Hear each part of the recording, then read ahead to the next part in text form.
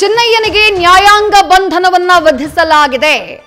ಧರ್ಮಸ್ಥಳ ವಿರುದ್ಧ ಷಡ್ಯಂತ್ರ ಆರೋಪಕ್ಕೆ ಸಂಬಂಧಪಟ್ಟ ಹಾಗೆ ಸದ್ಯ ಆರೋಪಿ ಸ್ಥಾನದಲ್ಲಿರುವಂತಹ ಚಿನ್ನಯ್ಯನಿಗೆ ನ್ಯಾಯಾಂಗ ಬಂಧನವನ್ನ ವಿಧಿಸಲಾಗಿದೆ. ಶಿವಮೊಗ್ಗ ಕೇಂದ್ರ ಕಾರಾಗೃಹಕ್ಕೆ ಚಿನ್ನಯ್ಯನನ್ನ ಶಿಫ್ಟ್ ಮಾಡಲಾಗಿದೆ ಎನ್ನುವಂತಹ ಮಾಹಿತಿ ಲಭ್ಯವಾಗ್ತಾ ಇದೆ. ಚಿನ್ನಯ್ಯನಿಗೆ 14 ದಿನಗಳ ನ್ಯಾಯಾಂಗ ಬಂಧನವನ್ನ ನ್ಯಾಯಾಧೀಶರು ವಿಧಿಸಿರೋದು. ನೇರವಾಗಿ ಶಿವಮೊಗ್ಗ ಜೈಲಿಗೆ ಶಿಫ್ಟ್ ಮಾಡಲಾಗ್ತಾ ಇದೆ ಎನ್ನುವಂತಹ ಮಾಹಿತಿ. ನ್ಯಾಯಾಧೀಶರು ಆ ರೀತಿಯಾಗಿ ಆದೇಶವನ್ನ ಕೊಟ್ಟಿದ್ದಾರೆ. ಮೊನ್ನೆ ಆತನ ಬಂಧನ ಆದಂತಹ ಬಳಿಕ ಮೊದಲಿಗೆ 10 ದಿನಗಳ ಕಾಲ ಎಸ್ಐಟಿ ಅಧಿಕಾರಿಗಳು ಕಸ್ಟಡಿಗೆ ಪಡ್ಕೊಂಡಿದ್ರು. ಅದಾದ ಬಳಿಕ ಮತ್ತೆ 5 ದಿನಗಳ ಕಾಲ ಕಸ್ಟಡಿಗೆ ಪಡ್ಕೊಳ್ಳಲಾಗುತ್ತೆ. ಇವತ್ತು ಆತನ ಎಸ್ಐಟಿ ಕಸ್ಟಡಿ ಅವಧಿ ಮುಗಿದಂತಹ ಕಾರಣಕ್ಕಾಗಿ ನ್ಯಾಯಾಧೀಶರ ಮುಂದೆ ಹಾಜರುಪಡಿಸಲಾಗಿತ್ತು, ಕೋರ್ಟ್ಗೆ ಹಾಜರುಪಡಿಸಲಾಗಿತ್ತು. ವಾದ ಪ್ರತಿವಾದ ಆಲಿಸಿದಂತಹ ನ್ಯಾಯಾಧೀಶರು ಸದ್ಯ ನ್ಯಾಯಾಂಗ ಬಂಧನಕ್ಕೆ ಒಪ್ಪಿಸಿದ್ದಾರೆ. ಧರ್ಮಸ್ಥಳದ ವಿರುದ್ಧ ಷಡ್ಯಂತ್ರದ ಆರೋಪವನ್ನ ಎದುರಿಸ್ತಾ ಇರುವಂತಹ ಆರೋಪಿ ಸ್ಥಾನದಲ್ಲಿರುವಂತಹ ಮಾಸ್ಕ್ ಮ್ಯಾನ್ ಆಗಿದ್ದಂತಹ ಚೆನ್ನ ಅಲಿಯಾಸ್ ಚಿನ್ನಯ್ಯನನ್ನ ಶಿವಮೊಗ್ಗ ಜೈಲಿಗೆ ಶಿಫ್ಟ್ ಮಾಡೋದಕ್ಕೆ ಆದೇಶವನ್ನ ನೀಡಿದ್ದಾರೆ. ಮತ್ತಷ್ಟು ಡೀಟೇಲ್ಸ್ ನಮ್ಮ ಪ್ರತಿನಿಧಿ ಕಿರಣ್ ನೀಡ್ತಾ ಹೋಗ್ತಾರೆ. ಕಿರಣ್, ಎಸ್ಐಟಿ ಅಧಿಕಾರಿಗಳು ಮತ್ತೆ ಕಸ್ಟಡಿಗೆ ಕೇಳಿರ್ಲಿಲ್ವಾ? ಅಂದ್ರೆ ಎಸ್ಐಟಿ ಚಿನ್ನಯ್ಯನನ್ನ ಎಷ್ಟು ವಿಚಾರಣೆ ಮಾಡಬೇಕು ಈ ಪ್ರಕರಣಕ್ಕೆ ಸಂಬಂಧಪಟ್ಟ ಹಾಗೆ ಆ ಭಾಗ ಕಂಪ್ಲೀಟ್ ಆಗಿದ್ಯಾ ಹೇಗೆ ಅಂತ ಹೇಳಿ, ಅದರ ಜೊತೆಗೆ ಮಂಗಳೂರು ಜೈಲಿನ ಬದಲು ಶಿವಮೊಗ್ಗ ಜೈಲಿಗೆ ಈತನನ್ನ ಶಿಫ್ಟ್ ಮಾಡೋದಕ್ಕೆ ಏನು ಕಾರಣ ಅಂತ ಹೇಳಿ ಕಿರಣ್. ಈಗಾಗಲೇ ಈ ಬುರುಡೆ ಪ್ರಕರಣಕ್ಕೆ ಸಂಬಂಧಿಸಿದಂತೆ ಏನು ತನಿಖೆ ನಡೀತಾ ಇದೆ. ಹಾಗೇನೆ ಆತನನ್ನ ವಶಕ್ಕೆ ಪಡೆದು ಈಗಾಗಲೇ ವಿಚಾರಣೆ ನಡೆಸಲಾಗಿದೆ. 2 ಸಲ ವಶಕ್ಕೆ ಪಡೆಯಲಾಗಿತ್ತು. ಯಾಕಂದ್ರೆ ಒಂದ್ಸಲ 12 ದಿನದ ಕಸ್ಟಡಿ, ಅದರ ನಂತರ 3 ದಿನದ ಕಸ್ಟಡಿ, ಅಂದ್ರೆ 15 ದಿನದ ಕಸ್ಟಡಿಯನ್ನ ಎಸ್ಐಟಿ ಅಧಿಕಾರಿಗಳಿಗೆ ನೀಡಿದ್ರು.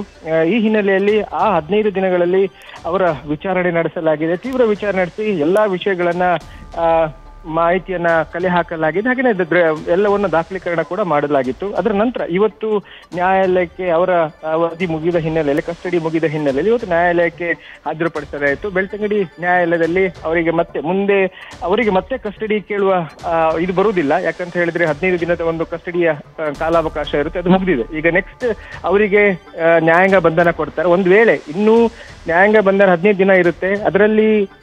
ಇದರ ನಡುವೆ ಏನಾದರೂ ಈ ಪ್ರಕರಣಕ್ಕೆ ಸಂಬಂಧಿಸಿದಂತೆ ಹೆಚ್ಚಿನ ಮತ್ತೆ ತನಿಖೆಗೆ ಅಥವಾ ವಿಚಾರಣೆಗೆ ಅವರು ಬೇಕಂತ ಹೇಳಿದ್ರೆ ಪೊಲೀಸರು ಮತ್ತೆ ಅರ್ಜಿ ಸಲ್ಲಿಸಿ ಅದರ ನಂತರ ಬಾಡಿ ವಾರೆಂಟ್ ಮೂಲಕ ಅವರನ್ನ ಮತ್ತೆ ವಶಕ್ಕೆ ಪಡೆಯುವಂತ ಒಂದು ಅವಕಾಶ ಇರುತ್ತೆ. ಇನ್ನೊಂದು, ಅವರನ್ನ ಮಂಗಳೂರು ಜೈಲಿಗೆ ಅಥವಾ ಬೇರೆ ಜೈಲಿಗೆ ಕಳಿಸುವಂತ ಸಂದರ್ಭ ಯಾಕಂತ ಹೇಳಿದ್ರೆ, ಒಂದು ಭದ್ರತೆಯ ದೃಷ್ಟಿಯಿಂದ ಮಂಗಳೂರು ಜೈಲು ಅಥವಾ ಬೇರೆ ಜೈಲಿಗೆ ಕಳಿಸುವಂತಹ ಒಂದು ವಿಚಾರವನ್ನ ಎತ್ತಿದ್ದಾರೆ. ಈ ಹಿನ್ನೆಲೆಯಲ್ಲಿ ಮಂಗಳೂರು ಅಥವಾ ಉಡುಪಿ ಅಥವಾ ಶಿವಮೊಗ್ಗ ಕೊಡುವಂತ ಒಂದು ಸಾಧ್ಯತೆ, ಬಹುತೇಕ ಶಿವಮೊಗ್ಗ ಜೈಲಿಗೆ ಶಿಫ್ಟ್ ಮಾಡುವಂತ ಸಾಧ್ಯತೆ ಹೆಚ್ಚಾಗಿದ್ದಾವೆ. ವಿದ್ಯಾ, ಕಿರಣ್, ಇದರ ಜೊತೆಗೆ ಪ್ರಕರಣಕ್ಕೆ ಸಂಬಂಧಪಟ್ಟ ಹಾಗೆ ಈತನನ್ನ ಕಸ್ಟಡಿಗೆ ಪಡೆದು ಮಹಜರು ಮಾಡಿದ್ದಾಯ್ತು, ಈತನನ್ನ ವಿಚಾರಣೆಗೆ ಒಳಪಡಿಸಿದ್ದಾಯ್ತು. ಜೊತೆಗೆ ಯಾರ್ಯಾರು ಈತನ ಜೊತೆ ಕನೆಕ್ಷನ್ ಅನ್ನ ಹೊಂದಿದ್ರು ಅವರಿಂದ ಕೂಡ ಮಾಹಿತಿಯನ್ನ ಕಲೆ ಹಾಕಲಾಗಿದೆ.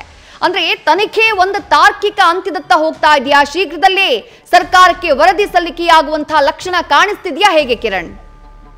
ವಿದ್ಯಾ, ಈ ಬುರುಡೆ ಪ್ರಕರಣಕ್ಕೆ ಸಂಬಂಧಿಸಿದೆ. ಬುರುಡೆ ಯಾರು ತಂದ್ರು ಅನ್ನೋದು ಪ್ರಮುಖ ಕ್ವಶನ್ ಆಗಿರುವಂಥದ್ದು. ಈ ಹಿನ್ನೆಲೆಯಲ್ಲಿ ಈಗ 4 ಜನ ಒಂದು ವಿಚಾರಣೆ ನಡೀತಾ ಇದೆ.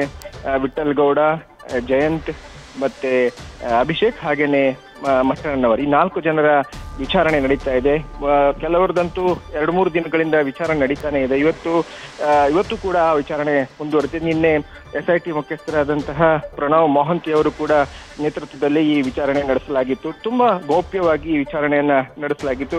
IPS ಅಧಿಕಾರಿಗಳೇ ವಿಚಾರಣೆ ನಡೆಸಿದ್ರು. ಅದು ಇವತ್ತು ಕೂಡ ವಿಚಾರಣೆ ಮುಂದುವರೆದಿದೆ.